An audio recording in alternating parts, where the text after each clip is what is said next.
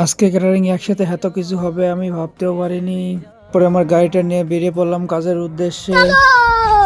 গাড়ি নিয়েই গেটের ভিতরে চলে গেলাম। তারপরেই চোখে পড়ে গেল টেডি বিয়ার। টেডি বিয়ারের সাথে একটু মজা করে চলে গেলাম প্যান্ডেলে। আজও প্যান্ডেল সবকিছু সাজানো ছিল, তাই আর আমাদের এক্সট্রা কষ্ট করা লাগলো না।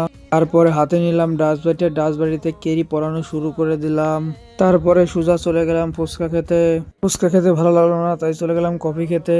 কফি খেতে এসে দেখি ডলি স্টাইল ট্রাই করছে, তাই আমিও কফিটা তুলে নিলাম ডলি স্টাইলে। তারপরে প্যান্ডেল এসে আজকের স্পেশাল মেনু কার্ড পেয়ে গেলাম হাতে। তারপরে আমরা ব্যাস খাওয়ানো চালু করে দিলাম। আজ ছিল বউ ভাতে 400 লোকের কাজ। দাদারা ব্যাস খাচ্ছিল আর আমি একটা চিকেন শাটে নিয়ে চলে আসলাম সাইডে। এক কথায় চিকেন শাটা দারুণ ছিল।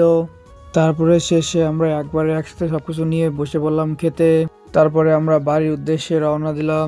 বন্ধুরা আজ এই পর্যন্ত, কি দেখা হচ্ছে পরে কোনো নেক্সট ইন্টারেস্টিং কোনো নতুন ভিডিওতে।